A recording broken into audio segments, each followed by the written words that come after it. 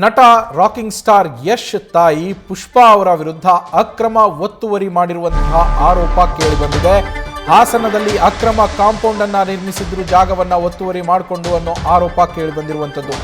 ಲಕ್ಷ್ಮಮ್ಮ ಅನ್ನೋರ ಜಾಗದಲ್ಲಿದ್ದ ಅಕ್ರಮ ಕಾಂಪೌಂಡ್ ಅನ್ನ ಸದ್ಯ ಧ್ವಂಸಗೊಳಿಸಲಾಗಿದೆ. ಹಾಸನದ ವಿದ್ಯಾನಗರದಲ್ಲಿರುವ ಯಶ್ ತಾಯಿ ಪುಷ್ಪಾ ಅವರ ಮನೆ. ಈ ಮನೆಯ ಸುತ್ತ 1500 ಅಡಿ ಜಾಗವನ್ನ ಅಕ್ರಮವಾಗಿ ಒತ್ತುವರಿ ಮಾಡಿಕೊಂಡಿದ್ರು ಅಂತ ಮಾಲೀಕರು ಆರೋಪ ಮಾಡಿದ್ರು. ಕೋರ್ಟ್ ಅನುಮತಿಯನ್ನ ಪಡೆದು ಆ ಅನುಮತಿಯ ಮೇರೆಗೆ ಅಕ್ರಮವಾಗಿ ನಿರ್ಮಿಸಲಾಗಿದ್ದ ಕಾಂಪೌಂಡ್ ಅನ್ನ ತೆರವುಗೊಳಿಸಲಾಗಿದೆ. ಜೆಸಿಬಿ ಮೂಲಕ ಕಾಂಪೌಂಡ್ ತೆರವನ್ನ ಮಾಡಿದ್ದಾರೆ ಜಿಪಿಎ ಹೋಲ್ಡರ್.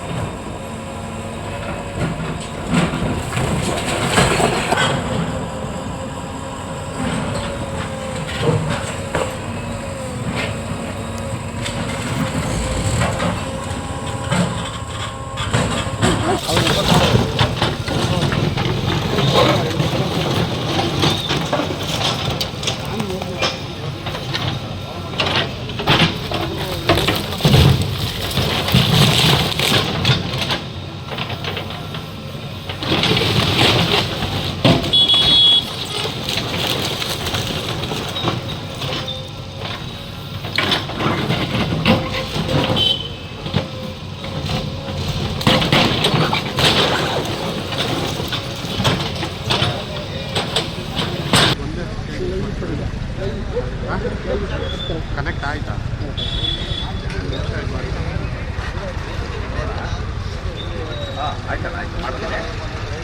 ಆಯ್ತು ಫೋನ್ ಮಾಡ್ತೀನಿ.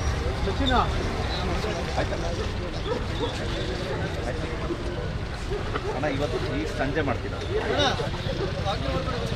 ಸರ್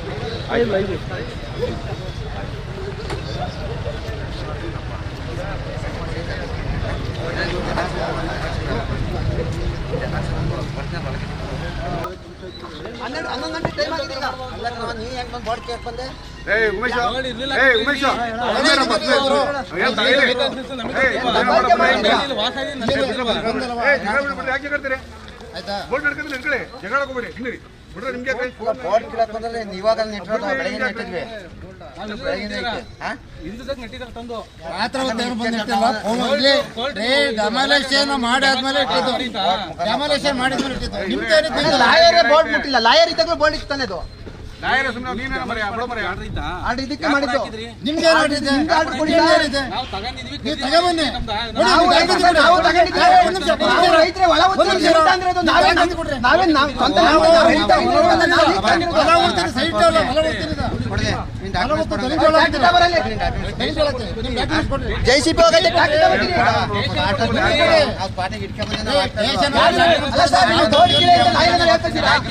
ಇನ್ನು ಘಟನಾ ಸ್ಥಳದಿಂದ ನಮ್ಮ ಹಾಸನ ಪ್ರತಿನಿಧಿ ಕಿರಣ್ ಲೈವ್ ನಲ್ಲಿ ಜಾಯ್ನ್ ಆಗಿದ್ದಾರೆ. ಕಿರಣ್, ತೆರವು ಕಾರ್ಯಾಚರಣೆ ಮುಗಿದಿದೆಯಾ? ಅಲ್ಲೇನೋ ಗಲಾಟೆ ಎಲ್ಲ ಆಗ್ತಾ ಇತ್ತು, ಯಾರ್ಯಾರ ನಡುವೆ ಮಾತಿನ ಚಕಮಕಿ ಎಲ್ಲ ನಡೆದಿದ್ದು? ಕಿರಣ್, ನವೀನ್, ನಾವಿರಂತ ಜಾಗ ಇದು ವಿದ್ಯಾನಗರದಲ್ಲಿ ಅಂತ, ಅದೇ ಸತ್ಯಮಂಗಲ, ಹಾಸನ ನಗರ ಸತ್ಯಮಂಗಲ ಬಡಾವಣೆ ಏನಿದೆ, ಸತ್ಯಮಂಗಲದಲ್ಲಿ ಇರೋಂಥ ಸರ್ವೆ ನಂಬರ್ 90ರಲ್ಲಿ ಈ ಏನು ಪುಷ್ಪ ಅವರ ಅಂದರೆ ಯಶ್ ಅವರ ತಾಯಿ ಏನಿದ್ದಾರೆ ಅವ್ರ ಮನೆ ಇರೋಂಥದ್ದು. ಹಲವು ವರ್ಷಗಳಿಂದನೇ ಈ ಮನೆ ಸಹ ಖರೀದಿ ಮಾಡ್ಕೊಂಡಂಥದ್ದು. ಸಾಕಷ್ಟು ವರ್ಷಗಳು ಆಗಾಗ ಯಶ್ ಆಗಲಿ ಅಥವಾ ಪುಷ್ಪ ಏನು ಅವ್ರ ತಾಯಿ ಇದ್ದಾರೆ ಬಂದು ಹೋಗ್ತಾ ಇದ್ರು.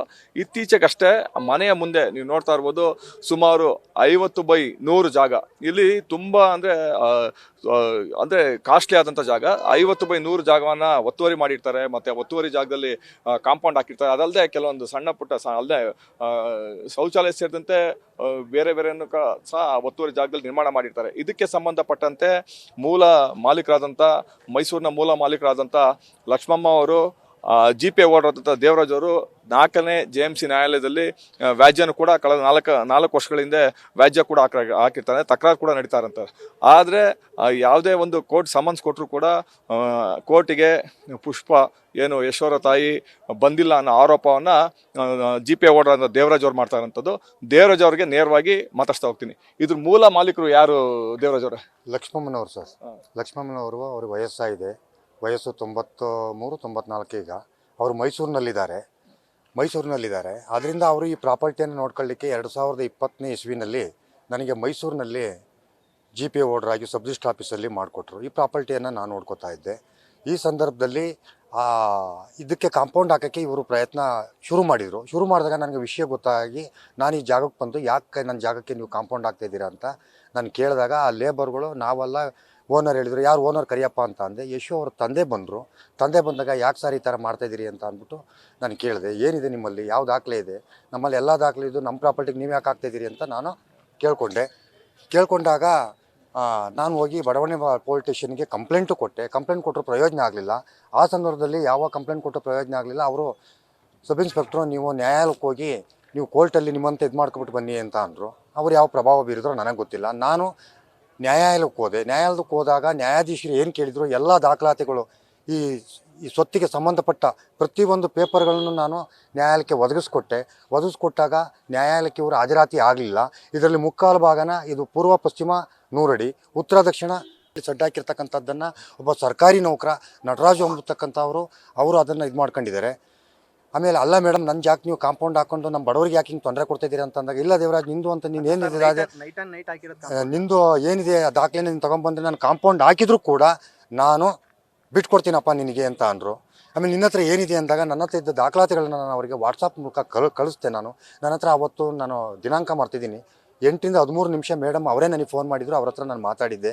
ಇದಾದಮೇಲೆ ನ್ಯಾಯಾಲಯದಲ್ಲಿ ನಮ್ಮಂತೆ ಆದಮೇಲೆ ಆ ನೋಟಿಸನ್ನು ತಂದು ನಾನು ಕಾಂಪೌಂಡಿಗೆ ಸಡ್ಡಿಗೆ ಅಂಟಿಸ್ದೆ. 2 ತಿಂಗಳಿಂದ ಅಂಟಿಸ್ದೆ. ಅದು ಏನು ಪ್ರತಿಕ್ರಿಯೆ ಇಲ್ಲ. ಯಾಕೆ ದೊಡ್ಡವರು ಯಾಕೆ ಅವರೇ ಹೇಳಿದ್ರಲ್ಲ ಕಾಂಪೌಂಡ್ ಹಾಕಿ ಬಿಟ್ಕೊಡ್ತೀನಿ ಅಂತ ಅಂದಿದ್ರಲ್ಲ, ನೋಡೋಣ ಅಂತ ಅಂದ್ಬಿಟ್ಟು ಒಂದು ಮೀಟಿಂಗ್ ಕೂತು ಮಾತಾಡೋಣಂತೆ, ಬಗೆಹರಿಸ್ಕೊಳ್ಳೋಣ ಅಂತ ಅಂದ್ಬಿಟ್ಟು ಅವರಿಗೆ ಸಂಬಂಧಪಟ್ಟವ್ರ ಕಡೆಯಿಂದ ವಿಷಯನ ಮುಟ್ಟಿಸ್ದೆ. ಆಯಿತು ಬರ್ತೀವಿ ಮೀಟಿಂಗ್ಗೆ ಅಂತ ಅಂದರು. ಮೀಟಿಂಗ್ಗೆ ಬರಲಿಲ್ಲ. ಸಡ್ನವ್ರು ಬಂದರು, ಇವ್ರು ಬರಲಿಲ್ಲ. ಮತ್ತೆ ಇನ್ನೊಂದು ವಾರ ಟೈಮ್ ತಗೊಂಡ್ರು. ಅದು ಮುಗೀತು.